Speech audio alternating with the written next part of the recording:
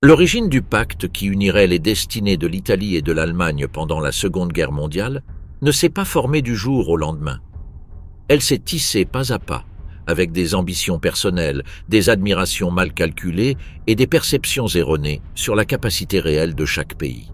Pour comprendre comment les deux régimes en sont venus à s'allier de manière aussi étroite, il faut revenir au milieu des années 1930, lorsque Benito Mussolini se considérait encore comme le maître du fascisme européen et qu'Adolf Hitler était perçu comme un politicien radical émergent cherchant une légitimité internationale.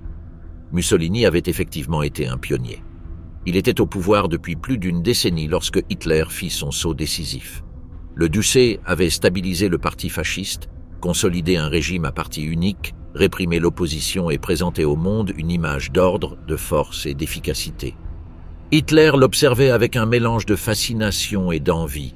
Dans les conversations privées des hauts dignitaires nazis, Mussolini était cité comme exemple du leader moderne ayant accompli ce que le mouvement national-socialiste aspirait encore à atteindre. Le Führer le considérait comme un modèle quasi mythique, un précurseur démontrant qu'une nation entière pouvait être réorientée vers une discipline absolue.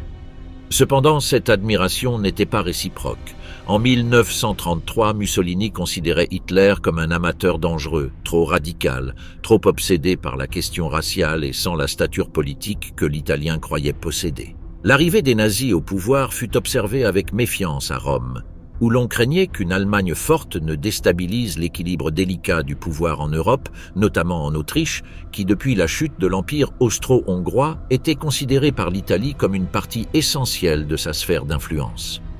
L'assassinat du chancelier autrichien Engelbert Dollfuss en 1934 par des nazis locaux déclencha toutes les alarmes. Mussolini mobilisa des troupes vers le col du Brenner et avertit Hitler que l'Italie ne tolérerait pas une annexion allemande de l'Autriche. À ce moment-là, il semblait que les deux leaders étaient destinés à entrer en collision et non à s'unir. Mais le temps modifierait profondément cette dynamique. L'invasion de l'Éthiopie en 1935 changea tout.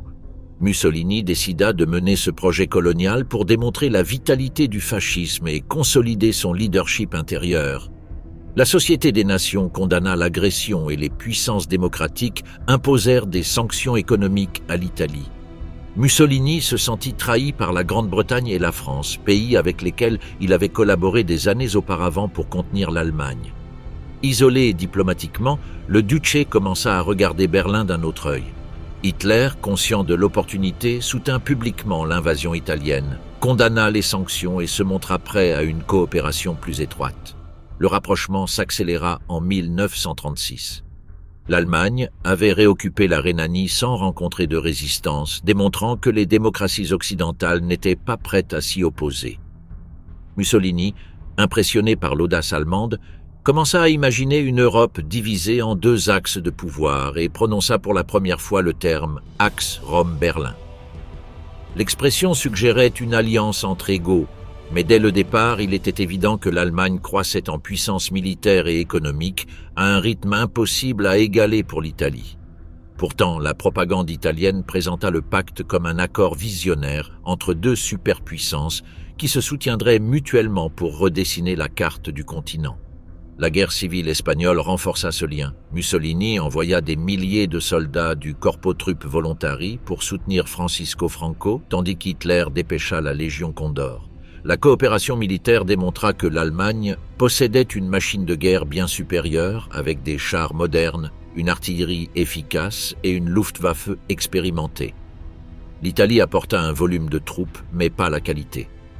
Bien que publiquement Mussolini affichât sa fierté pour le travail de ses volontaires, en privé il observait avec une inquiétude croissante comment la Wehrmacht agissait avec une précision chirurgicale, tandis que ses propres forces subissaient des retards logistiques et des déficiences techniques.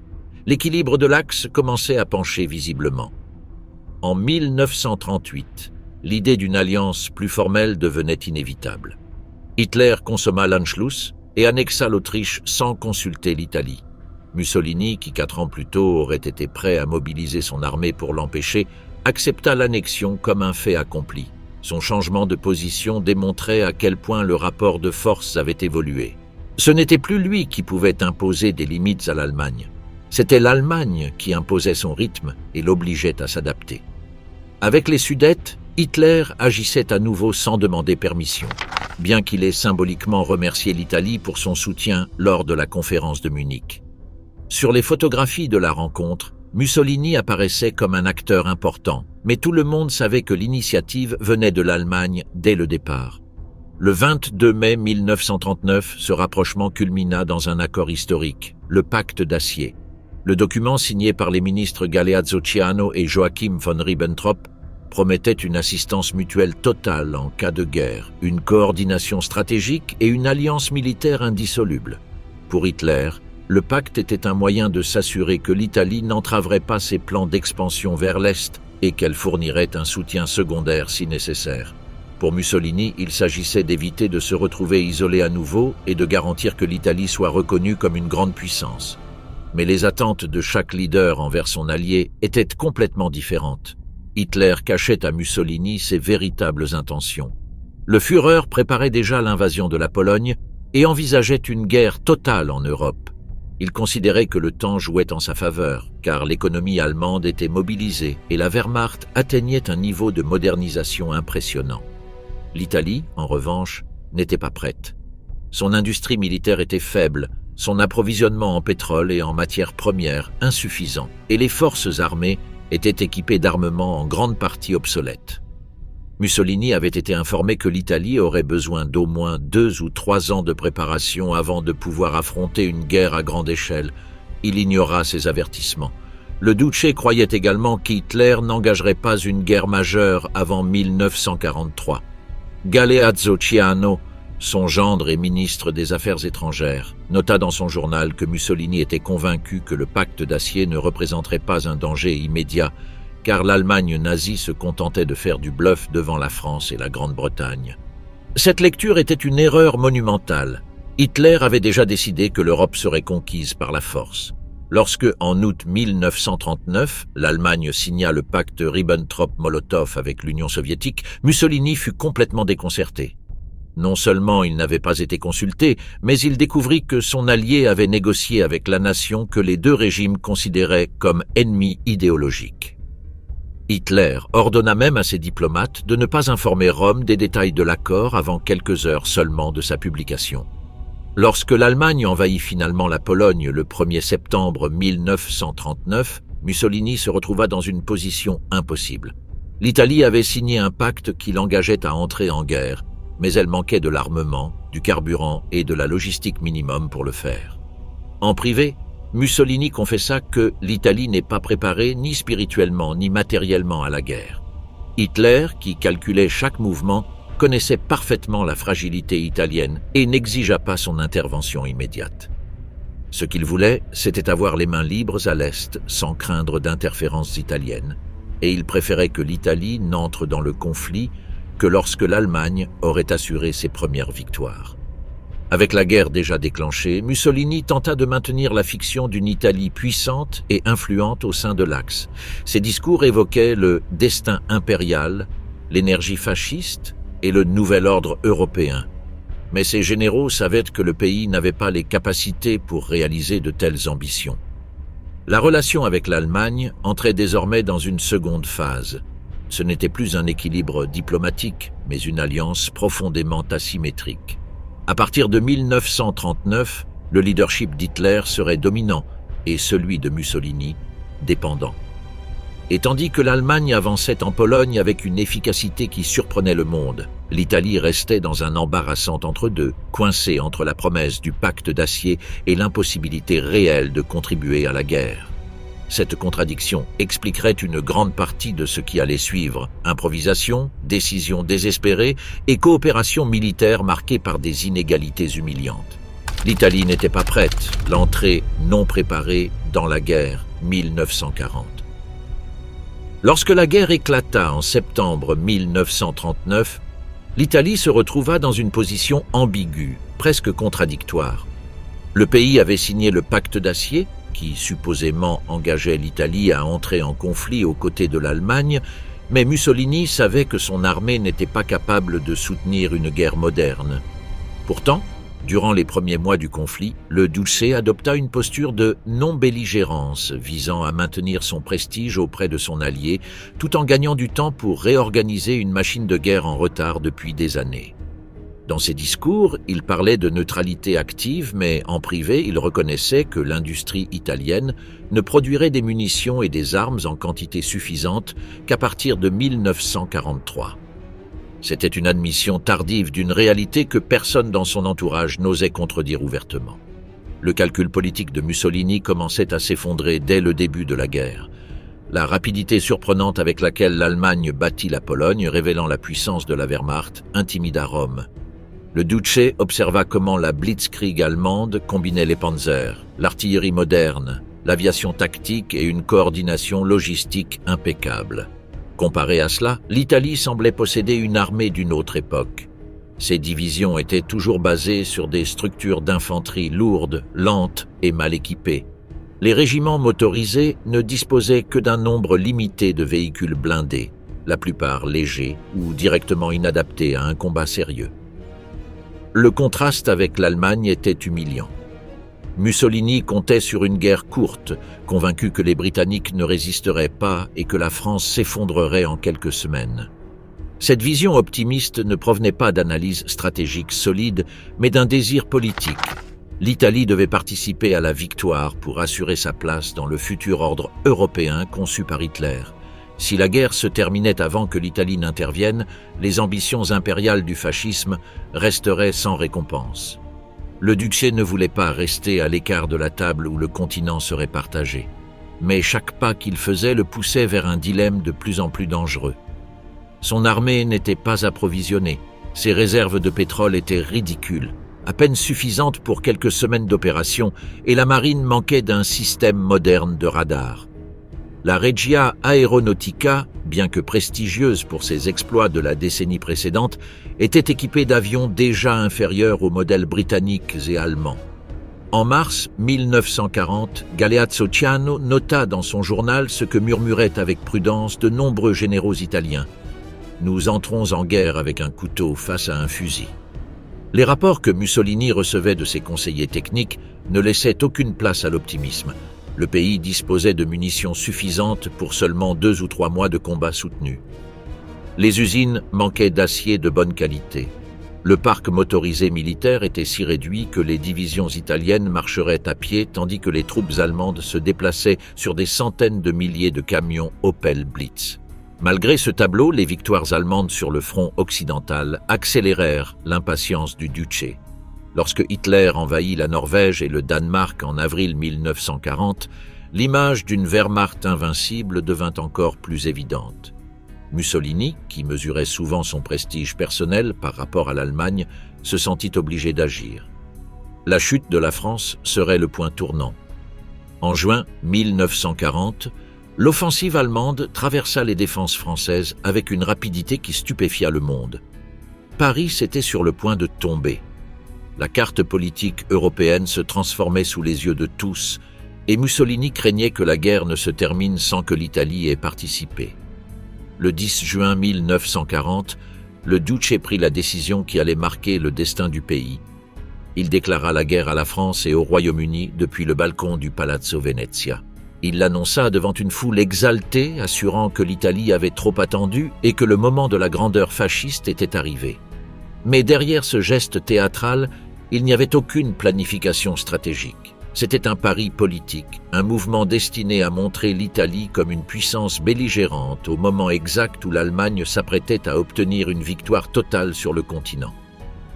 Mussolini croyait que la France s'effondrerait en quelques heures, ce qui permettrait à l'Italie de revendiquer des territoires dans les Alpes, en Corse et peut-être même sur la Côte d'Azur.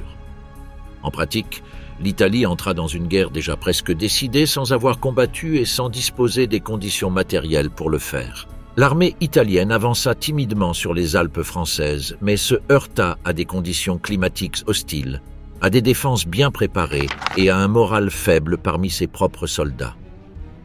Les pertes furent significatives, et l'offensive ne produisit que des gains territoriaux insignifiants. Lorsque l'armistice franco-allemand fut signé quelques jours plus tard, l'Italie ne participa que symboliquement à la défaite de la France. L'humiliation s'aggrava lorsque Hitler décida que la part du butin attribuée à l'Italie serait minimale. Ni la Corse ni la Riviera française ne furent livrés au contrôle italien. Le Duché comprit, tardivement, que son allié décidait de la carte et qu'il ne pouvait qu'espérer recevoir des miettes. L'inégalité dans la relation entre les deux régimes commençait à se manifester douloureusement. L'Italie était un partenaire de second plan au sein de l'Axe, et son intervention tardive la privait de crédibilité militaire vis-à-vis de l'Allemagne. L'enthousiasme initial de la population italienne se dissipa rapidement. La guerre ne serait pas brève. Le Royaume-Uni, loin de se rendre, résistait avec détermination et préparait une défense totale. Les Britanniques contrôlèrent la Méditerranée, bloquant les lignes d'approvisionnement italiennes vers l'Afrique du Nord. Les carences structurelles de l'économie italienne devinrent encore plus évidentes. Rationnement du pétrole, pénurie de carburant pour l'aviation et difficultés pour transporter les matières premières à travers une mer surveillée par la Royal Navy. Pendant ce temps, les généraux italiens tentaient de réorganiser des forces armées devant combattre sur des terrains très variés. Les Alpes, la Méditerranée, la Corne de l'Afrique et bientôt les Balkans. La dispersion stratégique était évidente. Mussolini voulait démontrer sa puissance sur plusieurs fronts, mais l'Italie n'avait pas la capacité logistique pour soutenir une guerre de cette ampleur. La planification était déficiente, la coordination entre les trois armes presque inexistante et la communication avec Berlin se détérioraient, car les Allemands voyèrent les Italiens comme un allié difficile, imprévisible et peu efficace. Hitler, bien qu'entretenant en public une relation personnelle, coopération et affrontement dans les Balkans, la campagne de Grèce et de Yougoslavie. L'échec initial de l'Italie dans son entrée en guerre ne freina pas l'ambition de Mussolini. Au contraire, il le poussa à chercher une victoire rapide qui compenserait sa dépendance croissante vis-à-vis de l'Allemagne. À la fin de 1940, le Ducé était impatient de démontrer que l'Italie restait une puissance capable de mener seule une offensive décisive. Son objectif était clair, conquérir la Grèce. Il ne consulta pas Hitler, n'évalua pas correctement la logistique et ne prit pas en compte le terrain montagneux ni les conditions climatiques rigoureuses de l'hiver balkanique. La campagne fut planifiée en secret, en quelques semaines, sur la base d'une illusion de supériorité tactique inexistante. La motivation politique était évidente. Mussolini était irrité par les succès allemands en Europe orientale. L'Anschluss, l'occupation de la Tchécoslovaquie et la rapide victoire en France avaient élevé le prestige de Hitler à un niveau qui éclipsait celui du Duce. Le Führer était devenu l'architecte réel de l'Axe, reléguant Mussolini à un rôle secondaire. Dans cette atmosphère de jalousie et de rivalité, le leader italien décida que l'Italie devait conquérir un pays européen sans aide allemande pour démontrer son autonomie stratégique. La Grèce semblait être la cible idéale, un petit pays avec une armée jugée inférieure et un territoire dont la conquête offrirait prestige et avantages géopolitiques en Méditerranée orientale. Le 28 octobre 1940, sans prévenir Berlin, l'Italie lança son offensive depuis l'Albanie.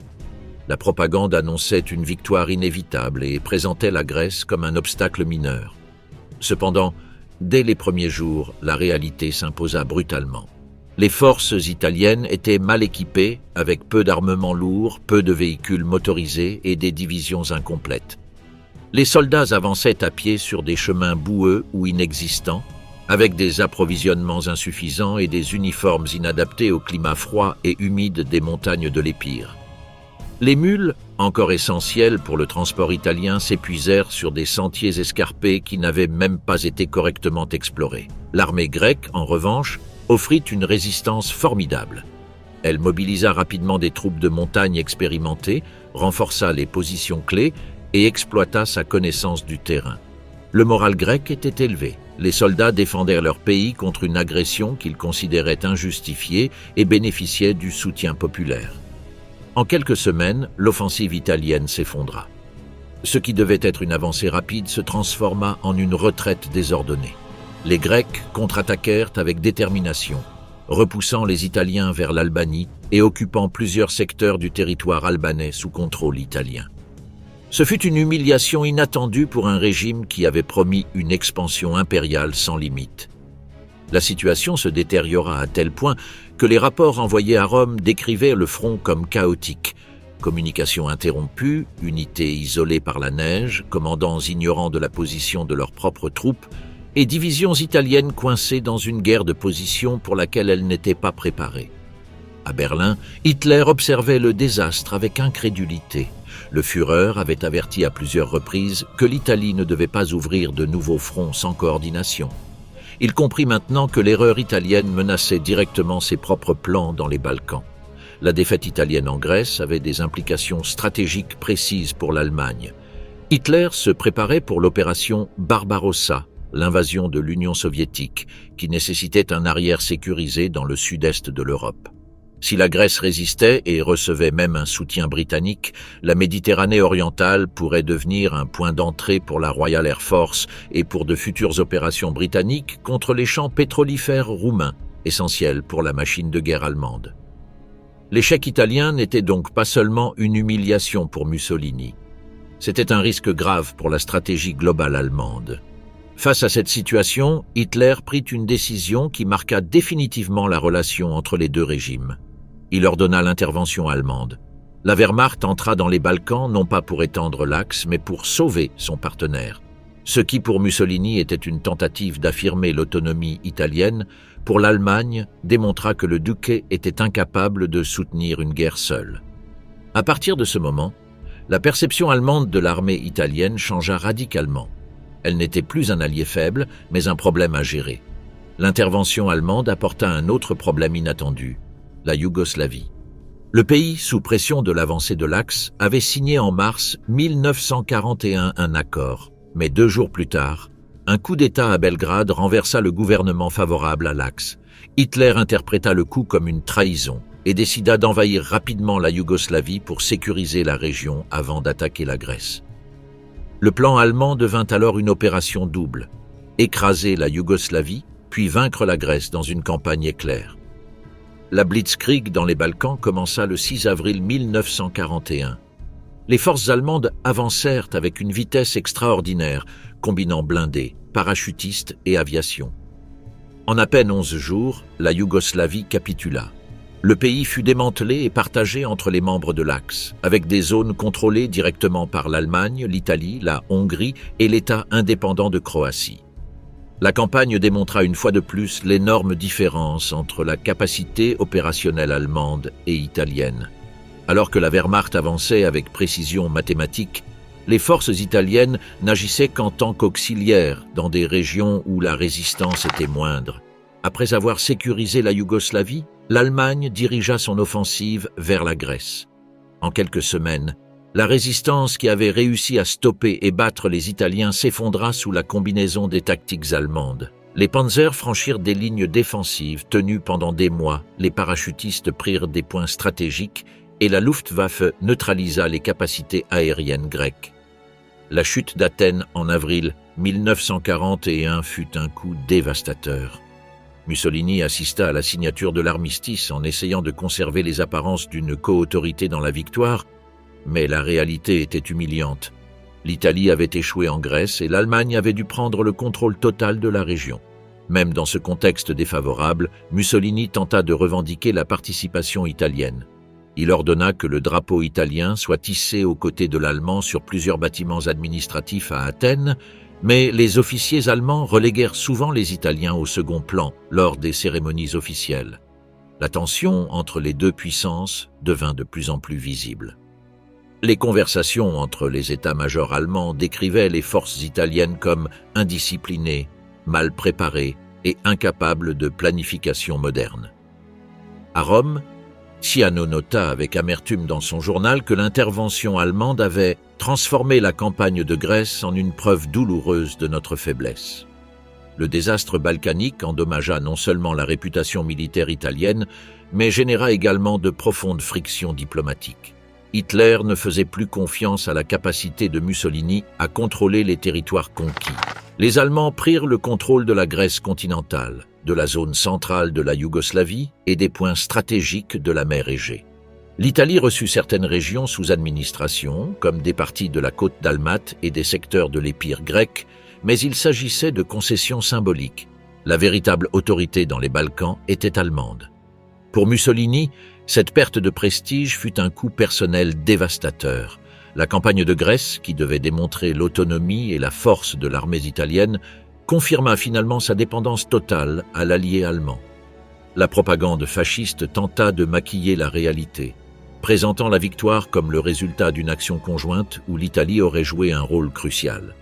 Mais ni à Rome, ni à Berlin, il n'y avait aucune illusion. Les faits avaient clairement montré que l'armée italienne manquait de capacité pour entreprendre des opérations militaires ambitieuses sans supervision allemande. Les conséquences s'étendraient bien au-delà de 1941. Le ressentiment italien envers l'intervention allemande alimenta des tensions au sein de l'Axe, empêchant toute coopération pleine et entière, et la perception allemande d'alliés incompétents marqua les relations militaires dans d'autres campagnes, notamment en Afrique. L'Afrique du Nord, de l'ambition italienne à la prééminence allemande. La défaite italienne en Grèce avait laissé Mussolini dans une situation critique. Son prestige international était au plus bas et la confiance intérieure s'effondrait. Il avait désespérément besoin d'une victoire pour compenser l'humiliation subie dans les Balkans. Le scénario idéal pour ce renouveau impérial semblait être le nord de l'Afrique, où l'Italie possédait depuis des décennies une présence coloniale significative, la Libye. Depuis là, Mussolini envisageait une expansion rapide vers l'Égypte, un territoire contrôlé par le Royaume-Uni et vital pour les communications avec le Moyen-Orient et le canal de Suez. La propagande fasciste parlait d'un nouveau empire italien méditerranéen, un Mare Nostrum restauré qui projetterait le pouvoir fasciste dans une région stratégique du monde. Cependant, le rêve impérial de Mussolini se heurtait à la réalité matérielle de l'armée italienne. Bien que la Regia Marina possédât des unités modernes, sa capacité à opérer en Méditerranée était sévèrement limitée par la supériorité britannique en renseignement naval et par l'absence de radars. La Regia Aeronautica était numériquement importante, mais souffrait du manque d'avions modernes et de carburant pour aviation.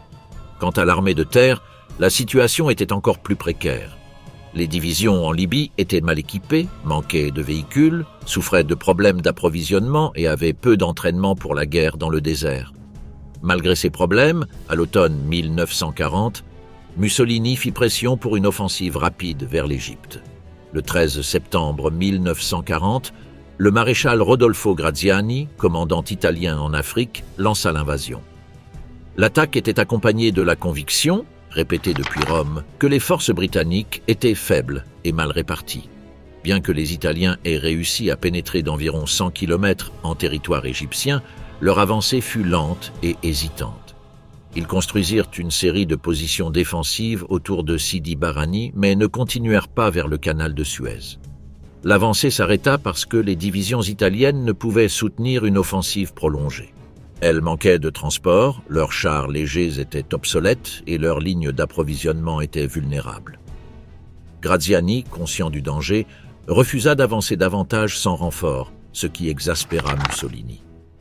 Pendant qu'Italie stagnait en Égypte, les Britanniques préparèrent une contre-offensive. En décembre 1940 commença l'opération Compass, dirigée par le général Richard O'Connor. Ce que les Britanniques exécutèrent n'était pas une simple opération limitée, mais une attaque dévastatrice qui fit s'effondrer complètement les positions italiennes. En à peine 2 mois, ils capturèrent Bardia, Tobrouk et une grande partie de la Cyrénaïque. Plus de 130 000 soldats italiens furent faits prisonniers, ainsi que des centaines de chars et pièces d'artillerie. L'ampleur du désastre stupéfia toute l'Europe. C'était la première grande défaite terrestre de l'Axe dans la guerre et elle était exclusivement italienne. Pour Mussolini, ce fut un coup humiliant. Le Duce, en conversation privée, arriva même à dire « Les Italiens ont perdu une armée comme on perd une serviette ». Mais la gravité était beaucoup plus grande. Sans l'intervention immédiate de l'Allemagne, toutes les possessions italiennes en Afrique seraient tombées. Hitler, qui souhaitait initialement éviter une implication profonde dans le théâtre méditerranéen, comprit que l'Italie, seule, ne pouvait arrêter les Britanniques. Si le nord de l'Afrique était complètement perdu, la position stratégique de l'Axe en Méditerranée serait détruite. Ainsi naquit l'Africa Corps. Au début de 1941, l'Allemagne envoya l'un de ses commandants les plus audacieux, Erwin Rommel. Son arrivée transforma le cours de la guerre dans le désert. Rommel n'appliqua pas seulement des tactiques innovantes, mais démontra une énergie personnelle contrastant avec l'incertitude et la lenteur des commandements italiens. Son style de leadership, incluant des inspections en première ligne, des attaques rapides et des manœuvres audacieuses, captivait ses soldats et déconcertait les Britanniques. En quelques semaines, il récupéra la majeure partie de la Cyrénaïque et encercla même Tobrouk, un point stratégique devenu symbole de résistance pour les Alliés.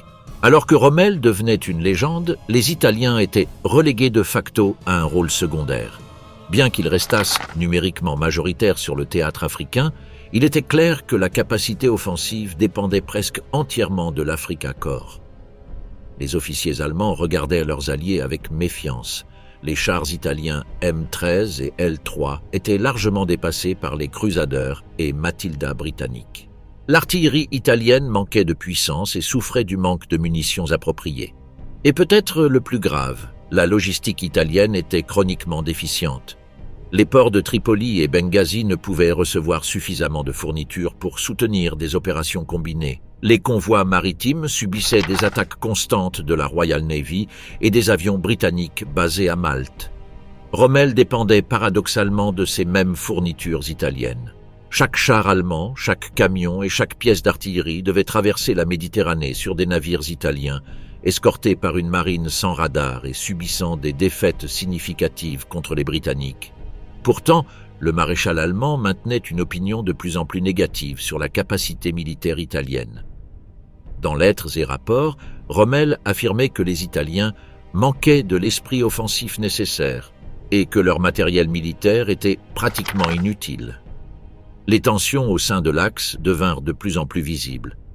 Rommel prenait des décisions sans consulter le haut commandement italien, ignorait leurs objections et pressait constamment pour envoyer plus de divisions allemandes au front africain. Mussolini, désespéré de conserver son influence, ordonna d'augmenter la participation italienne, envoyant des unités supplémentaires comme la division Ariete, composée de blindés, et la division Folgore, composée de parachutistes. Certaines de ces unités démontrèrent un courage remarquable, notamment la Folgore à El Alamein, mais leur sacrifice individuel ne compensait pas les déficiences structurelles de l'ensemble. La guerre dans le désert, malgré des avancées initiales, commença à se transformer en labyrinthe pour l'Axe. La distance entre Tripoli et la frontière égyptienne dépassait 1600 km, un défi logistique immense. Chaque litre de carburant envoyé depuis l'Italie pouvait être consommé uniquement pour le transport vers les lignes du front. Tandis que les Britanniques recevaient un soutien constant depuis Alexandrie, le Caire et la Palestine, l'Axe dépendait d'un cordon ombilical de plus en plus fragile. L'Allemagne devait se concentrer sur l'URSS. L'Italie, incapable de couvrir ses responsabilités, dépendait de la bienveillance allemande pour soutenir ses ambitions.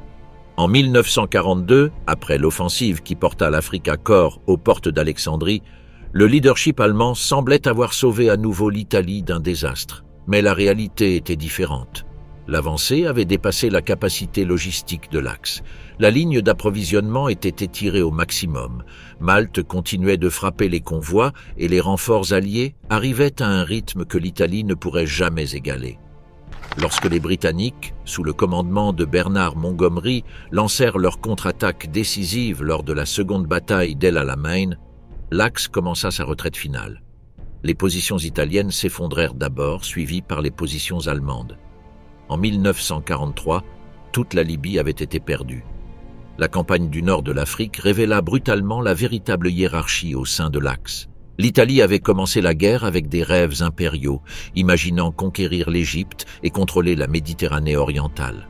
Mais chaque avancée significative fut réalisée par les troupes allemandes, tandis que les reculs et effondrements opérationnels se concentraient dans les unités italiennes. Aux yeux du monde, et particulièrement aux yeux d'Hitler, l'Italie était passée d'un partenaire stratégique à un fardeau opérationnel, un allié à superviser, corriger et parfois remplacer. La présence de l'Africa Korps dans le désert, bien que célébrée par la propagande italienne, montrait clairement que l'initiative stratégique n'appartenait plus à Rome.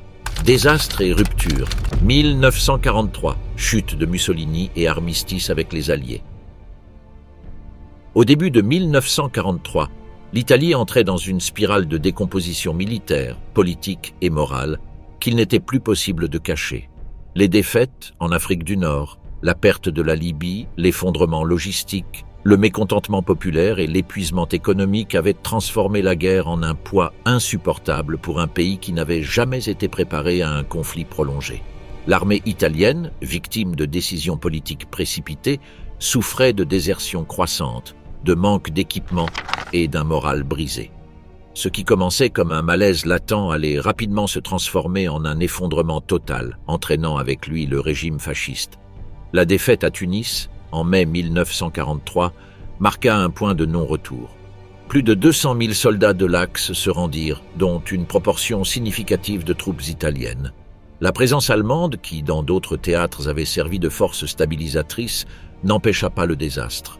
Les Alliés avaient repris l'initiative en Afrique et visaient directement le cœur de la Méditerranée.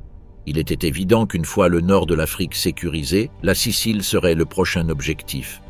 Alors que Rommel informait Hitler de l'impossibilité de maintenir les positions en Afrique, à Rome, Mussolini semblait déconnecté de la réalité.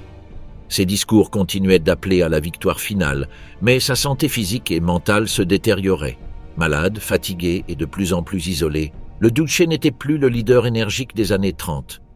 Ses ministres le trouvaient absent, erratique, incapable de prendre des décisions claires. Galeazzo Ciano nota dans son journal que Mussolini passait des heures en silence, regardant des cartes qu'il n'avait plus la force d'interpréter. La crise éclata définitivement le 10 juillet 1943, lorsque les Alliés lancèrent l'opération Husky et débarquèrent en Sicile. L'impact fut immédiat. Les défenses italiennes, mal organisées et équipées d'armes obsolètes, s'effondrèrent en quelques jours. Les unités italiennes se retiraient sans résistance significative, laissant la majeure partie des combats aux divisions allemandes envoyées en urgence par Hitler. Le haut commandement allemand observait avec frustration croissante la désintégration des lignes italiennes, tandis que la Wehrmacht assumait la responsabilité de freiner l'avancée alliée. La panique se répandit en Italie. Dans les villes du nord et du centre, les bombardements alliés causaient des centaines de morts.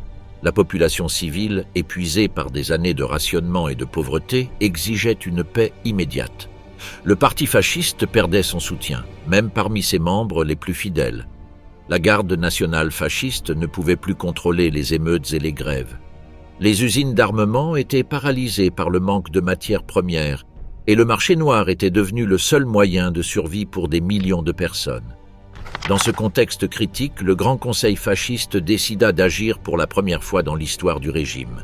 La nuit du 24 juillet 1943, lors d'une réunion tendue et chargée de peur, les membres du Conseil votèrent une motion présentée par Dino Grandi qui retirait essentiellement à Mussolini le contrôle direct du pouvoir militaire et restaurait l'autorité du roi Victor Emmanuel III. Ce fut une trahison politique soigneusement calculée. Les propres dirigeants fascistes comprenaient que le Duce ne pouvait sauver le pays et que sa présence au pouvoir n'accélérerait que la destruction de l'Italie. Le lendemain, Mussolini fut convoqué au Palais Royal. Il croyait que le roi demanderait une explication militaire ou lui demanderait de réorganiser le front. Mais ce qui se produisit resta gravé comme l'une des scènes les plus dramatiques de la guerre en Italie. Victor Emmanuel III, d'un ton froid et distant, lui annonça qu'il était destitué. Après 2 décennies au pouvoir, le Duce entendit la phrase qui scellerait sa chute « Vous avez été remplacé ». En quittant le palais, il fut arrêté par la police royale et transféré secrètement dans différents lieux afin d'éviter un éventuel sauvetage allemand. La chute de Mussolini fut accueillie avec un soulagement général. Les foules envahirent les rues, renversèrent les symboles fascistes et célébrèrent la fin du régime. Cependant, la joie était mêlée d'incertitude. Le nouveau chef du gouvernement, le maréchal Pietro Badoglio, annonça que la guerre continue, un mensonge nécessaire pour gagner du temps tandis que des négociations secrètes étaient menées avec les Alliés.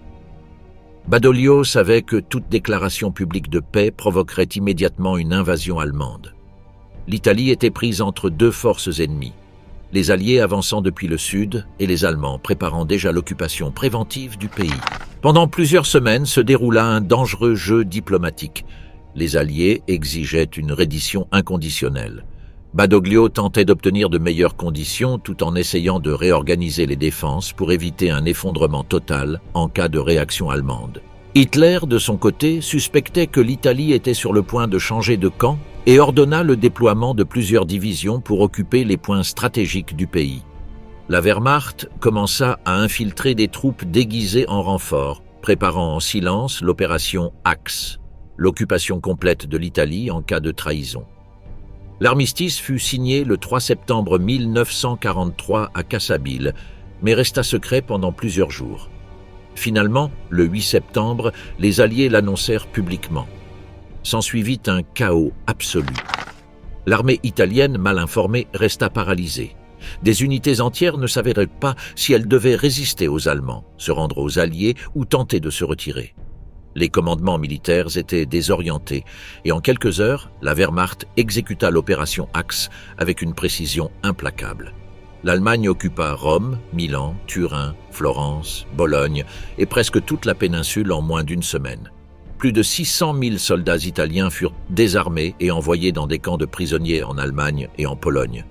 Certains régiments tentèrent de résister, mais la plupart s'effondrèrent face à la rapidité allemande. Les Alliés, surpris par le chaos, eurent des difficultés à avancer vers le nord. Le pays resta divisé, le sud contrôlé par les Alliés et le centre-nord sous occupation allemande totale. Mussolini, pendant ce temps, demeurait détenu dans un lieu inconnu, même pour la majorité du gouvernement italien. Pour Hitler, la chute du duché n'était pas seulement une trahison, mais une menace directe à la stabilité de l'Axe. Il décida d'agir immédiatement. Il ordonna une mission de commando dirigée par Otto Skorzeny pour libérer Mussolini et le réinstaller comme chef d'un nouvel État fasciste sous contrôle allemand. L'opération, spectaculaire du point de vue de la propagande, fut l'un des épisodes les plus audacieux de la guerre. Pourquoi l'armement italien était-il si mauvais pendant la Seconde Guerre mondiale ? Le faible rendement de l'armée italienne pendant la Seconde Guerre mondiale ne peut être compris sans examiner en profondeur son équipement. Des chars et avions aux fusils, artillerie et véhicules, presque tout le matériel militaire italien était obsolète ou mal conçu pour les exigences du conflit moderne. Le problème ne se limitait pas au manque de technologie. C'était une combinaison profonde de retards industriels, d'erreurs doctrinales, de manque de ressources stratégiques, de corruption administrative et de décisions politiques ignorant les avertissements des militaires eux-mêmes. Le résultat fut une armée qui entra en guerre armée comme si elle était en 1918 et non en 1940. Le point de départ était la base industrielle. L'Italie n'avait tout simplement pas la capacité de produire des quantités massives d'acier de haute qualité, de moteurs puissants, de blindage moderne, ni de systèmes optiques avancés. Les usines Ansaldo, Fiat et Breda travaillaient avec des ressources limitées, des machines obsolètes et des processus de production fragmentés. Alors que l'Allemagne fonctionnait avec de grands complexes industriels intégrés, l'Italie dépendait de petits centres de production dispersés et lents. La pénurie de charbon, de pétrole et d'alliages spéciaux empêchait la fabrication de moteurs puissants et de blindages épais, ce qui se reflétait dans tous les véhicules militaires. L'industrie italienne pouvait concevoir des prototypes prometteurs, mais ne pouvait pas les produire à grande échelle. Ainsi, lorsque la guerre éclata, le pays ne disposait ni de réserves suffisantes ni de capacités pour moderniser rapidement le matériel existant. Les chars italiens furent le symbole le plus évident de ce désavantage. Le véhicule blindé le plus répandu était le char léger L 3-35, un minuscule char à 2 membres d'équipage qui était, en pratique, plus une tanquette qu'un véritable véhicule de combat. Son blindage maximal n'était que de 14 mm et son armement se composait de 2 mitrailleuses, totalement inutiles contre tout char ennemi. Ces chars étaient vulnérables même aux fusils anti-chars ou à l'artillerie légère. Lors des premières batailles dans le désert, beaucoup furent détruits par des véhicules britanniques avec une facilité humiliante. Les modèles ultérieurs, tels que le M11/39, M13/40 et M14/41, représentaient des améliorations marginales. Ils disposaient de canons de 37 mm ou 47 mm, mais leur conception restait archaïque. Les moteurs faibles surchauffaient constamment. Le blindage était insuffisant et riveté, ce qui signifiait qu'en cas d'impact, les rivets pouvaient se détacher et devenir des projectiles internes mortels pour l'équipage. Bien qu'en 1942 apparut le P-26/40, un char plus moderne comparable au Panzer III allemand, il arriva trop tard et en quantité ridicule. L'Italie avait perdu toute initiative industrielle. Les ressources servaient principalement à maintenir la logistique de base de l'armée et non à moderniser la machinerie de guerre. Les Allemands, désespérés d'améliorer les performances de leurs alliés, envoyèrent quelques Panzer IV et Sturmgeschütz, mais en quantités insuffisantes pour changer la donne. L'artillerie italienne présentait des problèmes similaires. Une part considérable des pièces d'artillerie en service provenait de la Première Guerre mondiale, obusiers de conception austro-hongroise, canons de campagne de petit calibre et systèmes de visée obsolètes. Ces armes avaient une portée et une cadence de tir inférieures à celles de leurs équivalents britanniques, allemands et soviétiques. La pénurie de munitions aggravait la situation. Lors de multiples campagnes, comme en Grèce, en Afrique et en Russie, les officiers italiens rapportaient ne disposer que d'une fraction des munitions nécessaires pour soutenir des combats prolongés. Les projectiles étaient de qualité irrégulière et les charges propulsives parfois tellement dégradées qu'elles affectaient précision et portée. L'armement individuel n'était pas compétitif non plus. Le fusil standard, le Carcano M91, était une arme fiable mais dépassée, avec un système de rechargement plus lent que les fusils britanniques Lee Enfield. Les pistolets mitrailleurs Beretta M38 étaient d'excellentes armes, mais produits en quantités insuffisantes pour équiper toutes les unités qui en avaient besoin. Les mitrailleuses Breda M30, utilisées en grand nombre, étaient réputées pour leur fragilité et leur tendance à se gripper. Elles nécessitaient une lubrification constante, un défaut fatal dans des climats comme le désert africain ou les montagnes grecques. Le matériel radio était rare et lourd. De nombreuses unités italiennes entraient en combat sans communications adéquates, rendant presque impossible la coordination des manœuvres offensives ou la demande d'appui d'artillerie à temps. La Regia Aeronautica, qui avait été à la pointe dans les années 1930, entra en guerre avec des avions déjà dépassés. L'Italie disposait de designs agiles et maniables, comme les Macchi C-200 et C-202, excellents dans les duels aériens, mais avec des moteurs trop faibles pour offrir une vitesse ou un taux de montée, comparables aux chasseurs britanniques ou allemands. Les bombardiers Savoia Marchetti SM-79 étaient fiables, mais lents, vulnérables aux chasseurs ennemis et avec une capacité de charge limitée. La plupart des avions italiens manquaient de blindage pour le pilote et de réservoirs auto-obturants, caractéristiques considérées essentielles par les grandes puissances. De plus, l'industrie aéronautique italienne ne pouvait produire de moteurs puissants. Alors que l'Allemagne utilisait des moteurs Daimler-Benz de 1300 ou 1500 chevaux, l'Italie travaillait avec des moteurs de 800 ou 900 chevaux au mieux. La pénurie de carburant limitait encore plus la capacité aérienne. L'Italie ne possédait pas de pétrole et dépendait d'importations vulnérables au blocus britannique. Beaucoup de pilotes effectuaient un entraînement minimal pour économiser du carburant, ce qui dégradait la qualité du personnel aérien. Il en allait de même pour les véhicules motorisés de l'armée. La plupart des divisions italiennes n'étaient pas mécanisées. Les soldats marchaient à pied et le transport dépendait de mules, de vieux camions et de quelques véhicules importés. Tandis que les Allemands déplaçaient des divisions entières avec une efficacité motorisée, l'Italie avançait lentement, facilitant le choix de l'ennemi quant au point d'attaque. D'autres facteurs profonds expliquaient la précarité de l'armement italien. La doctrine militaire fasciste restait ancrée dans les idées de la Première Guerre mondiale. Infanterie nombreuse, attaque frontale, peu d'attention à la guerre mécanisée. Même lorsque les jeunes commandants avertissaient que l'avenir appartenait aux blindés et à l'aviation tactique, la politique du régime privilégiait la propagande à la modernisation technique. Mussolini préférait investir dans de grands défilés, des œuvres monumentales ou des projets coloniaux plutôt que dans des usines d'armement modernes.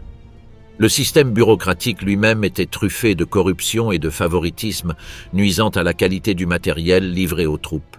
Le contraste avec l'Allemagne renforçait la perception d'infériorité.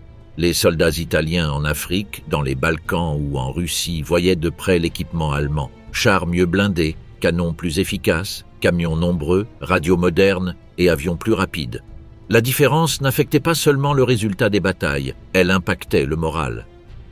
Beaucoup d'officiers italiens écrivirent que leurs hommes se sentaient abandonnés par leur propre État, envoyés combattre avec des outils insuffisants pour survivre dans un conflit industrialisé.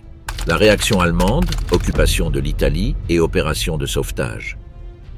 La chute de Mussolini en juillet 1943 ne secoua pas seulement l'Italie. Elle bouleversa directement le cœur de la stratégie allemande en Méditerranée. Pour Hitler, la destitution du duché n'était pas un simple changement de leadership. C'était un coup inattendu qui pouvait déclencher l'effondrement de l'Axe sur son flanc sud. La rapide action de la monarchie italienne, suivie de l'instauration du gouvernement du maréchal Badoglio, éveilla immédiatement les soupçons allemands. Hitler comprit que l'Italie était sur le point d'abandonner la guerre, de signer un armistice avec les Alliés et de leur permettre d'utiliser la péninsule comme plateforme d'invasion vers l'Autriche et le sud de l'Allemagne. C'était une menace trop grande pour être laissée entre les mains italiennes. Dès le premier instant, Hitler réagit avec un mélange de fureur personnelle et de calcul militaire. La trahison, selon son interprétation, ne provenait pas seulement de l'État italien, mais du roi Victor Emmanuel III. Les rapports allemands indiquaient que la nouvelle direction négociait avec les Alliés avant même que Mussolini ne soit officiellement destitué. Hitler ordonna à l'Oberkommando der Wehrmacht d'élaborer un plan d'urgence envisagé des mois auparavant, l'opération Axe. Ce plan consistait en l'occupation immédiate de l'Italie en cas de reddition, la démobilisation forcée de l'armée italienne et le contrôle direct de la péninsule par l'Allemagne. L'opération Axe fut préparée en secret absolu.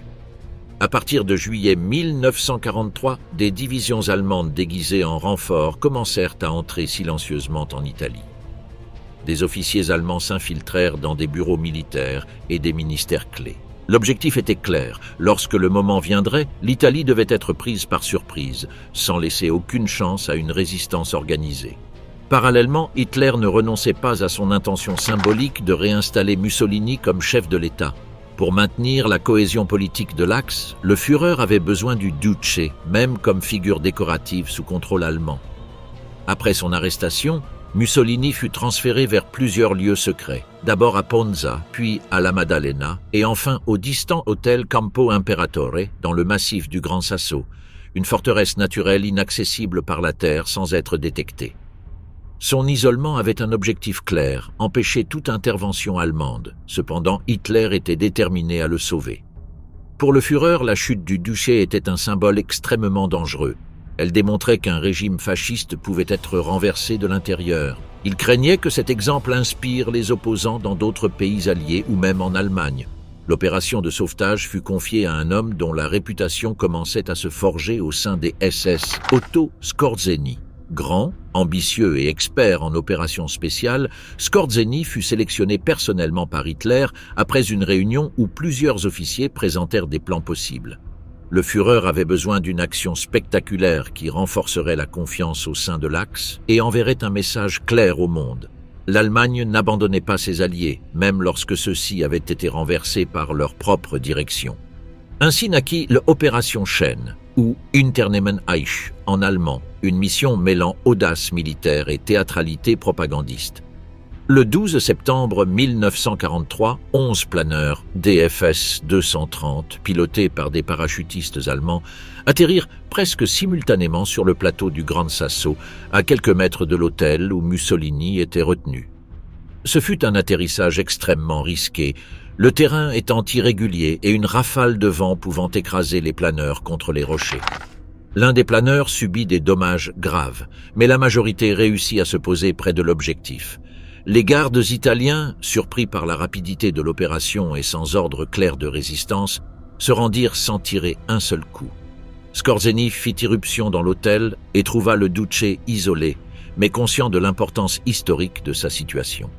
L'image de Mussolini escorté vers un petit avion Fiesler Storch, qui atterrit et décolle sur la plateforme étroite du Gran Sasso, devint l'un des icônes propagandistes du Troisième Reich.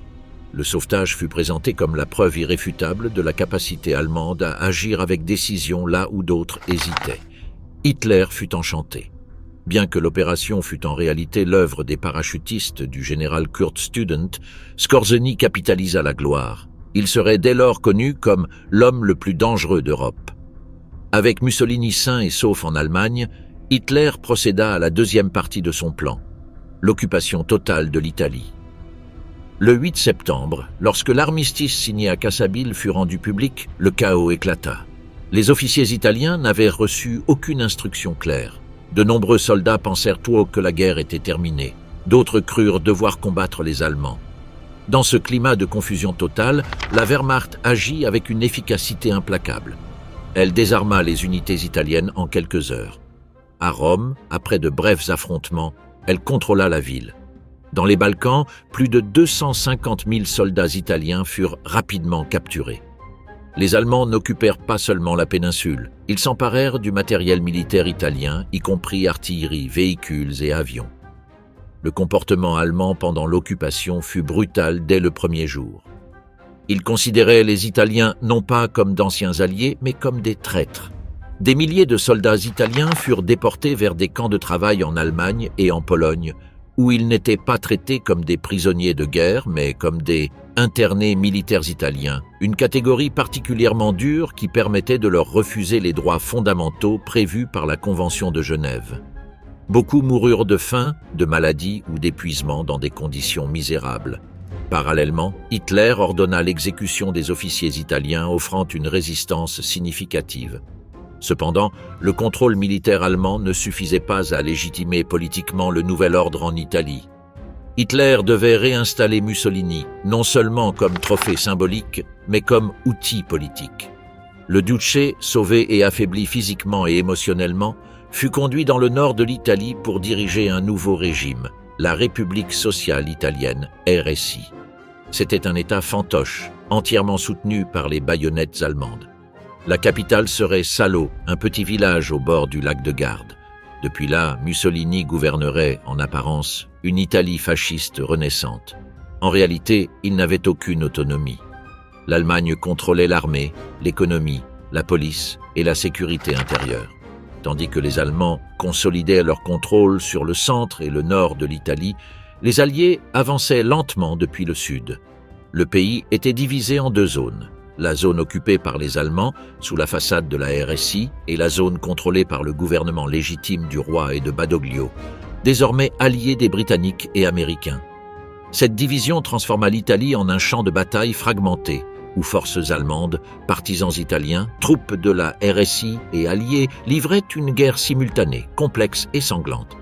La République sociale italienne, RSI, le pantin de Salo. En Allemagne, beaucoup crurent que le duché reviendrait avec un leadership renouvelé. En réalité, ce qui commença en septembre 1943 n'était pas une renaissance, mais une résurrection artificielle. Hitler avait besoin de Mussolini, mais pas comme allié. Il avait besoin de lui comme figure décorative pour légitimer l'occupation allemande du nord et du centre de l'Italie. Ainsi naquit la République sociale italiana, également connue sous le nom de République de Salo. Un État fasciste reconstruit sur les ruines du régime original, mais complètement subordonné au Troisième Reich. Le duché arriva au lac de Garde affaibli, vieilli et émotionnellement brisé. Les jours d'emprisonnement après sa destitution, combinés à la surprise du sauvetage, avaient miné sa santé. Selon des témoins allemands et des membres de son cercle intime, Mussolini semblait une ombre de lui-même.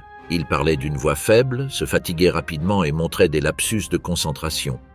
Pourtant, Hitler l'exhorta à revenir au pouvoir, non par affection, mais parce qu'il avait besoin d'une façade politique italienne. Un territoire gouverné directement par l'Allemagne aurait provoqué une plus grande résistance civile. Un nouvel État fasciste, en revanche, pouvait absorber une partie de la pression sociale et obliger les Italiens à combattre contre leurs propres compatriotes. La RSI fut officiellement fondée le 23 septembre 1943. Son siège administratif fut établi à Salo, un lieu petit et isolé, choisi précisément parce qu'il était facile à contrôler. Mussolini proclama que le fascisme retrouvait sa pureté originelle, libre de l'influence monarchique et des compromis conservateurs qui, selon lui, avaient affaibli le régime. Il parla d'un retour au fascisme révolutionnaire, social et radical des années 20. Mais tout cela n'était que rhétorique. La réalité était que chaque ministère, chaque décision militaire, chaque opération policière passait par la supervision allemande. Le vrai pouvoir était détenu par la Wehrmacht, la SS et les plénipotentiaires envoyés par Hitler. Un des piliers de la nouvelle République fut la création d'une armée propre, l'Esercito Nazionale Repubblicano, ENR.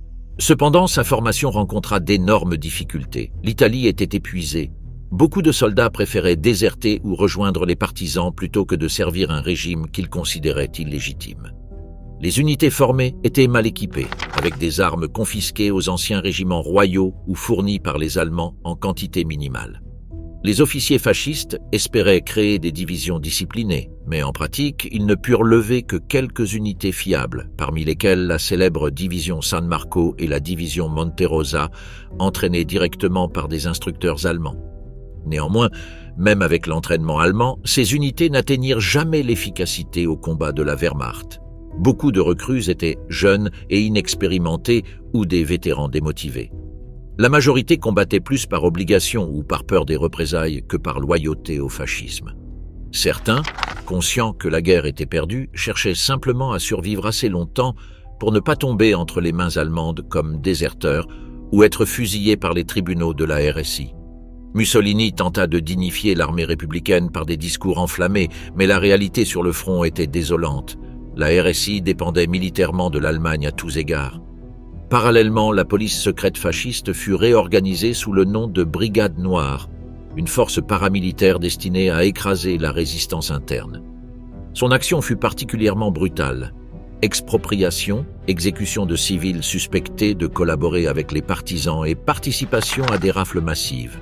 Sous la supervision de la SS, la répression dans le nord de l'Italie atteignit des niveaux jamais vus sous le régime précédent. La RSI devint un instrument du terrorisme allemand, utilisé pour maintenir une population de plus en plus portée vers la résistance armée. Cet environnement répressif s'aggrava avec la déportation systématique des Juifs italiens. Contrairement au régime fasciste pré-1943, qui avait appliqué des lois raciales discriminatoires, mais avec un certain degré de modération par rapport à l'Allemagne, la RSI adopta pleinement la politique génocidaire du Troisième Reich. Des milliers de Juifs furent arrêtés par les forces fascistes et livrés directement aux Allemands pour déportation vers Auschwitz et d'autres camps d'extermination. C'était une politique que Mussolini ne pouvait pas arrêter, bien que certains témoignages suggèrent qu'il comprenait la gravité de ce qui se passait. La relation de Mussolini avec Hitler durant l'ère de Salo était radicalement différente du passé. Il n'y avait plus de réunions entre égaux, plus de débats stratégiques, ni de suggestions diplomatiques. Hitler le recevait dans son quartier général comme un subordonné.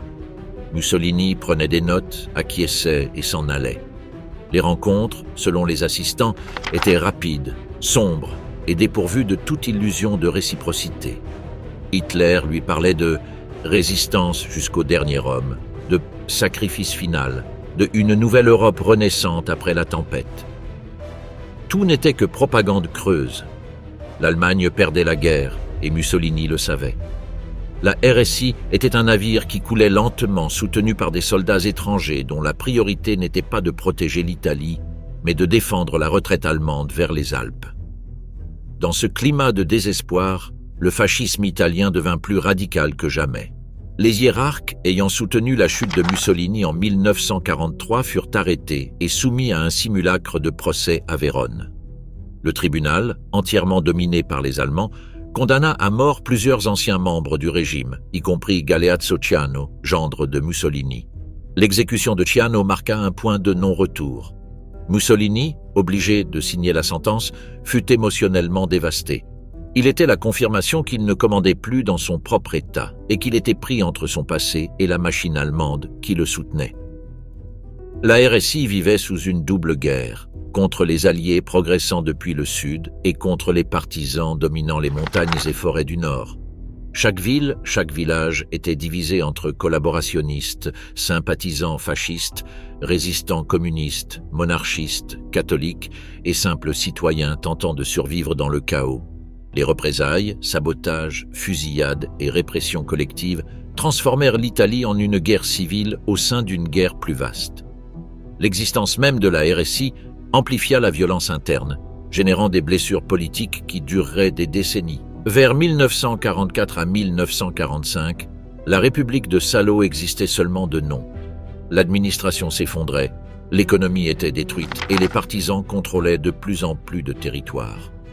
Les Allemands se retiraient vers le nord, établissant des lignes défensives de plus en plus improvisées. Mussolini, usé et conscient de la fin, semblait un leader vaincu même avant la chute effective du régime. Ses derniers discours montraient une résignation, une amère acceptation de l'échec. Résistance italienne et guerre civile au sein de la guerre. Lorsque la République sociale italienne commença à fonctionner comme un régime fantoche sous la tutelle allemande, l'Italie entra dans l'une des phases les plus complexes, violentes et moralement déchirantes de toute son histoire contemporaine. De la fin de 1943 au printemps 1945, le pays cessa d'être seulement un champ de bataille entre l'Axe et les Alliés pour devenir le théâtre d'une véritable guerre civile. Italiens contre Italiens, partisans contre fascistes, monarchistes contre républicains, catholiques contre communistes, civils pris entre deux violences simultanées. L'occupation allemande et la répression de salauds. Dans ce contexte se forgea la résistance italienne, un mouvement diversifié qui défia à la fois les envahisseurs et l'État fasciste reconstruit. L'origine de la résistance fut spontanée. Lorsque l'armistice du 8 septembre 1943 fut rendu public et que la Wehrmacht occupa la péninsule, des milliers de soldats italiens se retrouvèrent sans ordre clair. Beaucoup furent capturés immédiatement. Mais d'autres, surtout ceux qui s'étaient réfugiés dans les montagnes ou dans les régions rurales, commencèrent à s'organiser. Au début, il n'existait aucune structure formelle. Il s'agissait de groupes dispersés et improvisés, armés de fusils anciens ou d'armes abandonnées par des unités en retraite. Cependant, la brutalité de l'occupation allemande et la répression de la RSI accélérèrent leur formation. En quelques mois, des noyaux de résistance apparurent dans toutes les régions du Nord, dans les Apennins, dans la zone de la Vénétie, en Piémont, en Lombardie et en Émilie-Romagne. Certains groupes étaient animés par des militants communistes, d'autres par des monarchistes fidèles au roi Victor Emmanuel III, d'autres par des catholiques modérés influencés par le clergé local, et d'autres encore par de simples citoyens ayant perdu des proches sous la répression nazi-fasciste. Cette diversité politique fut, paradoxalement, l'une des forces du mouvement, bien qu'elle ait également généré des tensions internes sur l'avenir politique du pays après la guerre. La résistance agit de multiples manières: sabotage des voies ferrées, destruction de ponts, embuscade contre des convois allemands, transmission de renseignements aux Alliés, sauvetage de pilotes abattus, protection des Juifs persécutés et attaque directe contre des détachements fascistes. La géographie italienne, pleine de collines, de vallées étroites et de forêts denses, facilitait la formation de zones difficiles d'accès, où les forces de la RSI et la Wehrmacht avaient du mal à opérer.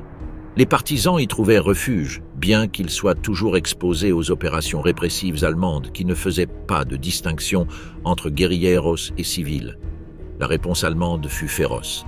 Les unités spécialisées dans la contre-insurrection, comme les divisions SS et certains bataillons de police militaire, utilisèrent des méthodes impitoyables: fusillades massives, exécutions d'otages, incendies de villages entiers et déportations vers des camps de concentration. L'un des épisodes les plus emblématiques fut le massacre des Fosses Ardéatines en mars 1944, lorsque 335 civils et prisonniers furent exécutés en représailles à une attaque partisane à Rome. Ce fut seulement l'un des centaines de crimes commis par les forces d'occupation en Italie. La RSI collabora activement à ces politiques. Les brigades noires et la garde nationale républicaine procédaient à des arrestations, tortures et interrogatoires. Leur répression était encore plus féroce que celle du fascisme original, motivée par le ressentiment et la conviction que seule la force pouvait maintenir un régime ayant perdu toute légitimité sociale. Les prisons de Vérone, Milan et Turin se remplirent de suspects, nombreux étant des civils sans lien réel avec la résistance. Dans de nombreuses villes, la population vivait dans la peur des raids allemands et des représailles fascistes. Face à cette situation, la résistance commença à coordonner ses activités. En 1944 fut créé le Comitato di Liberazione Nazionale, CLN, une structure politique clandestine composée de représentants des partis communistes, socialistes, démocrates, chrétiens, libéraux et monarchistes. Bien que ces factions différaient profondément sur l'avenir de l'Italie, elles réussirent à s'accorder sur des objectifs communs: expulser les Allemands, renverser la RSI et restaurer un gouvernement national. Le CLN établit également le contact avec les Alliés.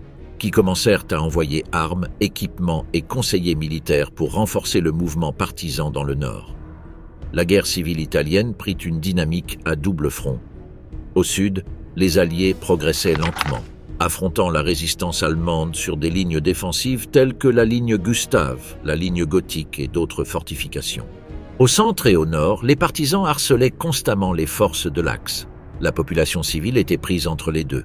Dans de nombreuses régions, la vie quotidienne se réduisait à une lutte pour la survie.